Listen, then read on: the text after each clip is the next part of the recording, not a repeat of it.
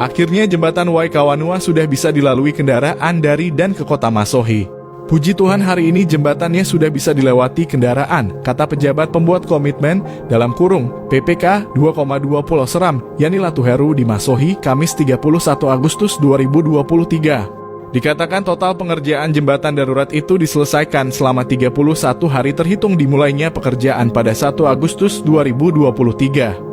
Sesuai target kami itu 1 bulan, dan puji Tuhan meski sempat terkendala cuaca namun masih bisa diselesaikan sesuai target, jelas Latuheru. Lanjut, total rangka jembatan darurat yang dibangun sebanyak 4 bentangan dengan total diameter 240 meter. Ada 4 bentangan, 2 bentangan itu masing-masing 60 meter, 2 lainnya 30 dan 90 meter, ujar Latuheru. Meski sudah bisa dilewati, Latuheru menegaskan bahwa kendaraan dengan beban tonase di atas 10 ton tidak diperbolehkan melewati jembatan darurat. Batas beban itu di bawah 10 ton, sementara 10 ton ke atas tidak bisa lewat dan hanya bisa lewat di lintasan basah karena struktur jembatannya hanya di bawah 10 ton, pungkasnya 10 ton. Boleh. Tapi kalau di atas itu mungkin lewat lintasan basah. Ya. Berarti kalau yang 10 ton ke bawah ini misalnya contoh Pika, mobil-mobil kendaraan Avanza, Innova, Ras, dump track belum bisa. Dump track boleh, tapi jangan muatan, ya, jangan muatan. Karena kekuatan jembatan darurat itu kan terbatas. Dia tidak seperti jembatan permanen yang betul-betul sudah dihitung sampai beban gempa semua.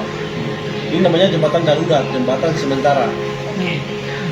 Ada aktivitas kendala selama sekarang kan udah resmi ya, 31 ini. Ya. Udah aktivitas lalu lalang sudah lancar. Ya.